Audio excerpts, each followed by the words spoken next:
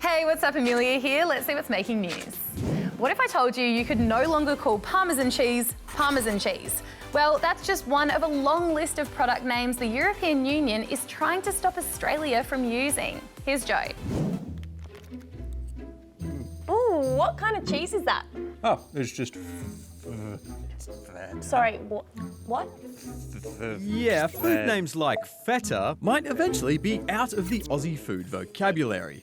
So? See, Australia's Trade Minister has just met with EU officials in Brussels, where after 5 years of debate, they still failed to come to an agreement on trade, including a restriction on the use of food names which originated in Europe. We're talking things like Gorgonzola, Edam Holland, and Feta. In fact, there's a list of 166 food names and 234 alcoholic drinks that the European Union want to restrict. They call them GIs, or Geographical Indications, which basically means the name of the food is linked directly to the area it originated. So, for example, only white crumbly cheese made in Greece can be called Feta. Yeah, that. It would mean that Aussie producers wouldn't be allowed to name their products the same, even if it's made the same way. The EU reckon it's important to protect the traditional methods of production and make sure that customers are getting authentic quality products. But Aussie producers say that having to rebrand their products will affect their businesses and cost tens of millions of dollars. Trade ministers from both sides will meet again next month to hopefully settle this debate for Feta, better or worse.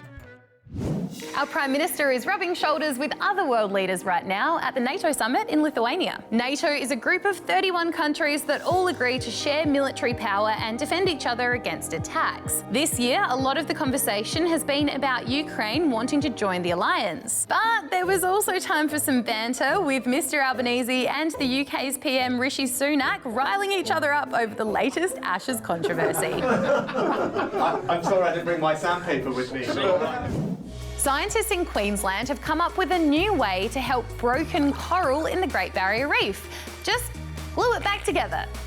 Seriously, Liba can tell you more. Ah, the Great Barrier Reef. It's one of the most beautiful places in the world. But some parts are starting to look more like this. It's accelerating with climate change. We're getting more rubble patches growing over time because we're getting more coral die-off. The reef has been facing a lot of issues lately, from coral bleaching to the pesky crown-of-thorns starfish. But now there's another issue scientists are trying to tackle: coral rubble. That's all the bits of broken coral that are left behind when the reef is disturbed by things like cyclones or boats crashing into it, and it can leave the seabed looking pretty sad and sorry. So this team of scientists from the Queensland University of Technology has come up with a pretty interesting solution: sticking it back together. They've developed an underwater biodegradable glue, or putty, that can be safely used to repair the coral. It can stay in place for months, allowing the reef to recover before eventually dissolving away. It's biodegradable, it's sustainable, and it's potentially scalable. So all those things are really, really important for reef restoration. Right now, they're still testing it out in the lab, but they're figuring out ways to make it work on a larger scale to protect the reef and the creatures who call it home.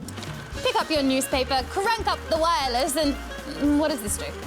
Because it's time for some new, old news. This prehistoric predator is more than 83 million years old, and it's going up for auction this month in New York. The plesiosaur cryptoclidus was nicknamed Nessie after the famous mythical monster. Smashing! I'll take it. Wait, how much are they going for?